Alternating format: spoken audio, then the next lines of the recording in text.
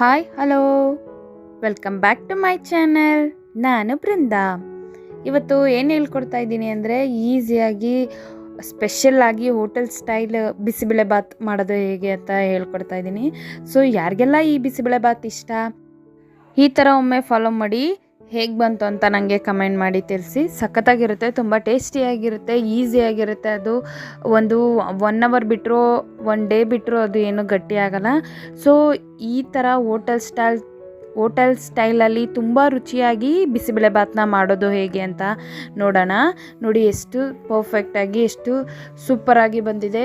ಯಾಕೋ ವಿಡಿಯೋದಲ್ಲಿ ಕಲರ್ ಬರ್ತಲ್ಲ, ಬಟ್ ಕಲರು ಒಂದು ಮೀಡಿಯಮ್ ಆಗಿ ರೆಡ್ಡಿಶ್ ಆಗೇ ಇತ್ತು. ಇಲ್ಲಿ ಆರೆಂಜ್ ಕಾಣಿಸ್ತಾ ಇದೆ, ಸಖತ್ತಾಗೇ ಇತ್ತು.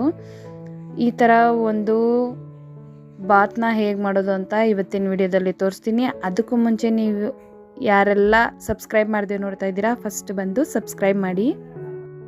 ಆಯಿತಾ ಸಬ್ಸ್ಕ್ರೈಬು? ಬನ್ನಿ ಇವತ್ತಿನ ವಿಡಿಯೋನ ಸ್ಟಾರ್ಟ್ ಮಾಡೋಣ.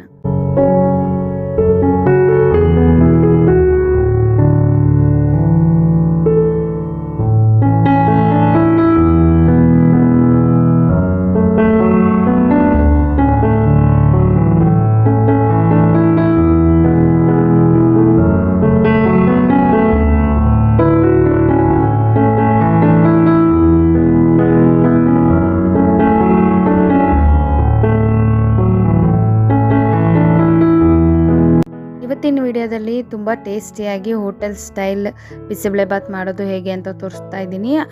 ಇದಕ್ಕೆ ನಾನು ಡಿಪೋ ಅಕ್ಕಿನ ಅಂದರೆ ರೇಷನ್ ಅಕ್ಕಿ ಬರುತ್ತಲ್ಲ ಅದನ್ನು ಯೂಸ್ ಮಾಡಿ ಹೇಗೆ ಮಾಡೋದು ಅಂತ ತೋರಿಸ್ತೀನಿ.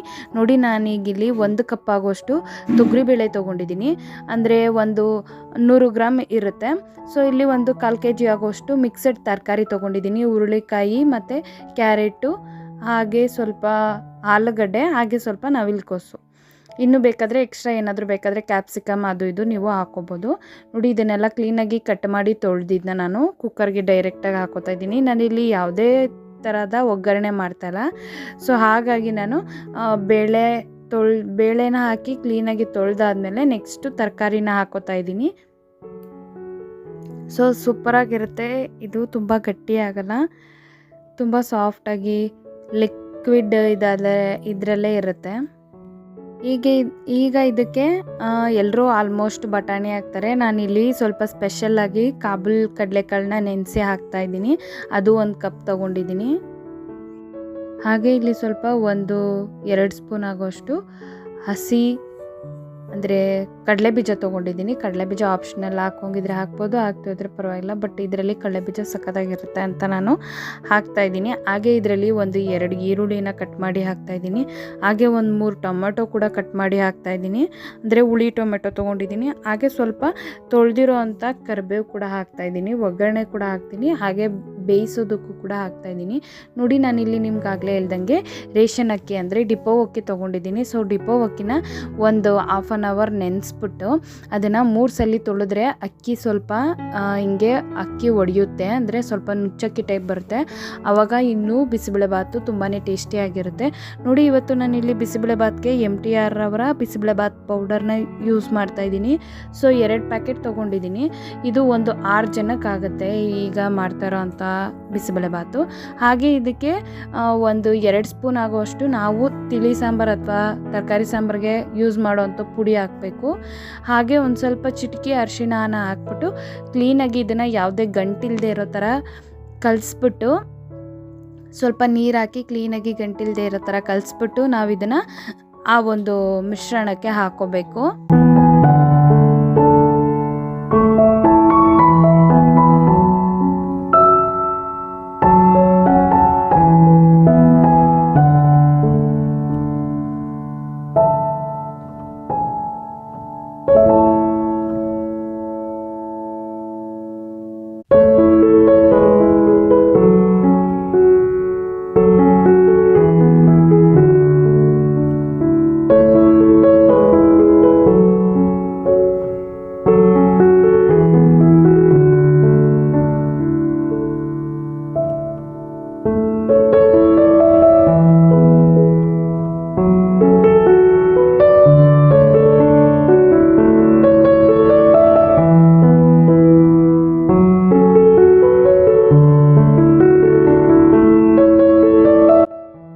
ಥರ ಫುಲ್ಲು ಕ್ಲೀನಾಗಿ ಕಲಸಾದ್ಮೇಲೆ ಇದನ್ನು ಈ ಕುಕ್ಕರ್ ಒಳಗೆ ಹಾಕೋಬೇಕು.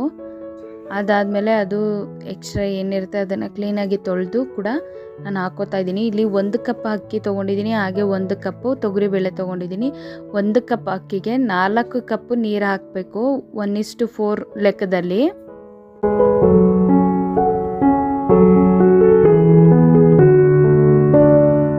ನೋಡಿ ಈ ಥರ ನೀರೆಲ್ಲ ಹಾಕಿದ್ಮೇಲೆ ಕ್ಲೀನಾಗಿ ಒಂದು ಸೌಟ್ನ ಸಹಾಯದಿಂದ ಕ್ಲೀನಾಗಿ ಈ ಥರ ಮಿಕ್ಸ್ ಮಾಡಬೇಕು.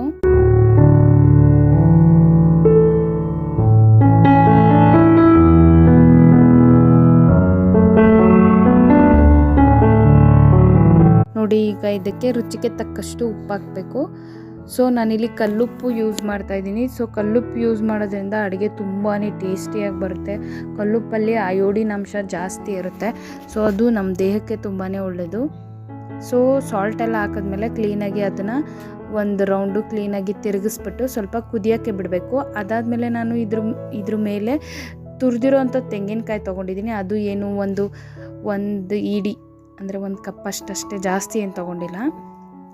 ಅದನ್ನು ಹಾಕಿ ಒಂದು ಸ್ವಲ್ಪ ಕುದಿಸಿದ ಮೇಲೆ ಅಂದರೆ ಮರಳಿಸಿದ ಮೇಲೆ ಆಮೇಲೆ ಅದನ್ನು ಮುಚ್ಚಿ ಒಂದು 4 ವಿಷಲ್ ಕೂಗಿಸ್ಕೊತೀನಿ. ಈಗ ಅದಕ್ಕೆ ಒಗ್ಗರಣೆ ರೆಡಿ ಮಾಡಿಬಿಡೋಣ. ಅದು ಕೂಗೋ ಅಷ್ಟರಲ್ಲಿ ಒಗ್ಗರಣೆ ರೆಡಿ ಆಗಿಬಿಡುತ್ತೆ. ಸೊ ಒಗ್ಗರಣೆಗೆ 3 ಟೇಬಲ್ ಸ್ಪೂನ್ ಎಣ್ಣೆ ಹಾಕಿದ್ದೀನಿ, ಹಾಗೆ 1-2 ಟೇಬಲ್ ಸ್ಪೂನ್ ಸಾಸಿವೆ ಹಾಕಿದ್ದೀನಿ. ಸೊ ಇಲ್ಲಿ ಖಾರಕ್ಕೆ ಸ್ವಲ್ಪ 1-3 ಒಣಮೆಣ್ಸಿನ್ಕಾಯಿನ ಕಟ್ ಮಾಡಿ ಹಾಕಿದ್ದೀನಿ, ಹಾಗೆ ಸ್ವಲ್ಪ 1-2 ಬ್ಯಾಡಗಿ ಮೆಣಸಿನ್ಕಾಯಿ ಕೂಡ ಹಾಕ್ಕೊಂಡಿದ್ದೀನಿ. ಅದು ಬ್ಯಾಡಗಿ ಮೆಣಸಿನ್ಕಾಯಿ ಏನು ಖಾರಕ್ಕಲ್ಲ, ಒಗ್ಗರಣೆಗಷ್ಟೇ. ಸೊ ಈಗ ಇದಕ್ಕೆ ಸ್ವಲ್ಪ ಬೆಳ್ಳುಳ್ಳಿನ ತೊಗೋಬೇಕು. ಸೊ ಬೆಳ್ಳುಳ್ಳಿ ಒಂದು ಸ್ವಲ್ಪ ತೊಗೊಂಡು ಅದನ್ನು ಸ್ವಲ್ಪ ಜಜ್ಜಿಬಿಟ್ಟು ಒಗ್ಗರಣೆಗೆ ಹಾಕೋಬೇಕು. ಸೊ ಬೆಳ್ಳುಳ್ಳಿ ಸ್ವಲ್ಪ ಕಲರ್ ಚೇಂಜಸ್ ಆಗ್ತಿದ್ದ ಹಾಗೆ ಸ್ವಲ್ಪ ಕರಿಬೇವು ಕೂಡ ಹಾಕೋಬೇಕು. ಇದು ಸ್ವಲ್ಪ ಒಗ್ಗರಣೆ ಕ್ಲೀನಾಗಿ ಸ್ವಲ್ಪ ಒಂಚೂರು ಆ ಬೆಳ್ಳುಳ್ಳಿ ಏನಿದೆ ಆ ಹಸಿ ವಾಸನೆ ಹೋಗೋವರೆಗೂ ಹುರ್ಕೊಂಡ್ರೆ ಸಾಕಾಗುತ್ತೆ. ಅದಾದಮೇಲೆ ನಾವು ಆ ಒಂದು ಬೆಂದಿರೋ ಒಂದು ಮಿಶ್ರಣನ ತೆಗೆದು ಇದರೊಳಗೆ ಹಾಕಿ ಸ್ವಲ್ಪ ನೀರು ಬೇಕು ಅಂದರೆ ಆ್ಯಡ್ ಮಾಡ್ಕೊಬೋದು. ನೀರೇನು ಬೇಡ ಅಂದರೆ ಅಷ್ಟೇ ಕ್ಲೀನಾಗಿ ಕಲಿಸ್ಕೊಬೋದು. ಆ್ಯಕ್ಚುಲಿ ನಾನು 1:4 ಹಾಕಿರೋದ್ರಿಂದ ನೀರು ಸ್ವಲ್ಪ ಕಮ್ಮಿನೇ ಆಗಿರುತ್ತೆ. ಸೊ ನಾವು ಇನ್ನೊಂದು ಸ್ವಲ್ಪ ಬೇಕು ಅಂದರೆ ಲಿಕ್ವಿಡ್ ನಿಮಗೆ ಏನು ಕ್ವಾಂಟಿಟಿ ಬೇಕು ಆ ಕ್ವಾಂಟಿಟಿ ನೋಡಿಕೊಂಡು ನಾವು ನೀರನ್ನ ಹಾಕೋಬೋದು. ಈಗಿದು ಒಗ್ಗರಣೆ ರೆಡಿ ಆಯಿತು. ಸೊ ಇದು ಒಗ್ಗರಣೆ ರೆಡಿ ಆದಮೇಲೆ ಅದು ಸ್ವಲ್ಪ ಕುಕ್ಕರ್ ಆರಬೇಕು. ಕುಕ್ಕರ್ ಆರಿದ್ಮೇಲೆ ಇದಕ್ಕೆ ಹಾಕಿ ನಾನು ಮಿಕ್ಸ್ ಮಾಡಿ ತೋರಿಸ್ತೀನಿ ಹೇಗಾಯಿತು ಅಂತ.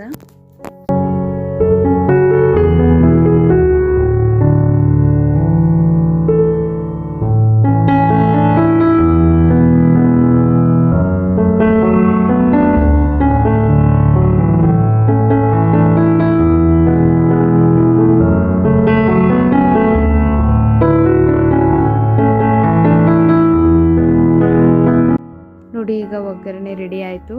ಈಗ ಬೆಂದಿರೋಂಥ ಮಿಶ್ರಣನ ಒಗ್ಗರಣೆಗೆ ಹಾಕ್ತಾಯಿದ್ದೀನಿ. ನಾನು ಯಾಕೆ ಇವತ್ತು ಕಾಬೂಲ್ ಚೆನ್ನ ಹಾಕಿದೆ ಅಂದರೆ ಕಾಬೂಲ್ ಕಡಲೆಕಾಳು ತುಂಬಾ ಆರೋಗ್ಯಕ್ಕೆ ತುಂಬಾ ಒಳ್ಳೆಯದು. ನಾವು ಇದನ್ನು ಯೂಸ್ ಮಾಡೋದ್ರಿಂದ ಸಖತ್ತಾಗಿರುತ್ತೆ. ಆಮೇಲೆ ಬೇರೆ ಒಂದು ಫ್ಲೇವರೇ ಬರುತ್ತೆ, ಚೆನ್ನಾಗಿರುತ್ತೆ ಟೇಸ್ಟು. ಯೂಶ್ವಲಿ ಎಲ್ಲರೂ ಹಸಿ ಬಟಾಣಿ ಅಥವಾ ಬಟಾಣಿ ಒಣಗಿರೋ ಬಟಾಣಿ ಇದನ್ನು ಯೂಸ್ ಮಾಡ್ತಾ ಇರ್ತಾರೆ. ಸೊ ಈ ಥರ ಒಮ್ಮೆ ಟ್ರೈ ಮಾಡಿ ಹೇಗೆ ಬಂತು ಅಂತ ನನಗೆ ಕಮೆಂಟ್ ಮಾಡಿ ತಿಳಿಸಿ. ನೋಡಿ ಈಗ ಒಗ್ಗರಣೆ ಹಾಕಿದ್ಮೇಲೆ ಕ್ಲೀನಾಗಿ ತಿರುಗಿಸ್ಬೇಕು. ನನಗೆ ನೀರೇನು ಬೇಡ ಅನ್ನಿಸ್ತು. So consistency ಸಾಕಾಯಿತು. ಸೊ ಹಾಗಾಗಿ ಕೊತ್ತಂಬರಿ ಹಾಕ್ಬಿಟ್ಟು ಸ್ವಲ್ಪ ಕೊತ್ತಂಬರಿನ ಆ್ಯಡ್ ಮಾಡಿ ಅದನ್ನು ಕ್ಲೀನಾಗಿ ಮತ್ತೆ ತಿರುಗಿಸ್ಬಿಟ್ಟು ಅಲ್ಲಿಗೆ ಅದನ್ನು ಸರ್ವ್ ಮಾಡ್ತೀನಿ. ಅಲ್ಲಿಗೆ ಬಿಸಿಬೇಳೆಬಾತು ರೆಡಿ ಆಗುತ್ತೆ. ತುಂಬಾ ಚೆನ್ನಾಗಿರುತ್ತೆ. ಯಾರಿಗೆಲ್ಲ ಬಿಸಿಬೇಳೆಬಾತು ಇಷ್ಟ ಅಂತ ಕೂಡ ಕಮೆಂಟ್ ಹಾಕಿ. ನಮ್ಮ ಮನೇಲಿ ನಮ್ಮ ಪ್ರಿಯಂಗೆ ತುಂಬಾ ಇಷ್ಟ.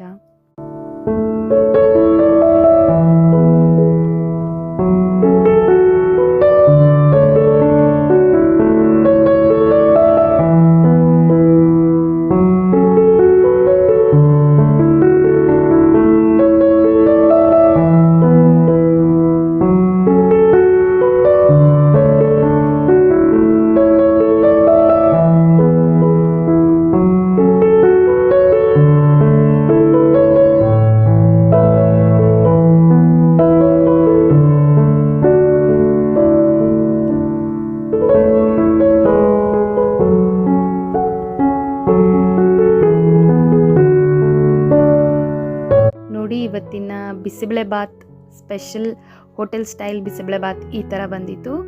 ಸೊ ಸಖತ್ತಾಗಿತ್ತು ಟೇಸ್ಟು. ನೀವು ಕೂಡ ಟ್ರೈ ಮಾಡಿ ಹೇಗೆ ಬಂತು ಅಂತ ನನಗೆ ಕಮೆಂಟ್ ಮಾಡಿ ತಿಳಿಸಿ. ಈ ವಿಡಿಯೋ ಇಷ್ಟ ಆದರೆ ಲೈಕ್ ಮಾಡಿ, ಶೇರ್ ಮಾಡಿ, ಸಬ್ಸ್ಕ್ರೈಬ್ ಮಾಡಿ, ಹಾಗೆ ಕಮೆಂಟ್ ಕೂಡ ಮಾಡಿ. Thank you so much. ಹೀಗೆ ಸಪೋರ್ಟ್ ಮಾಡ್ತಾ ಇರಿ.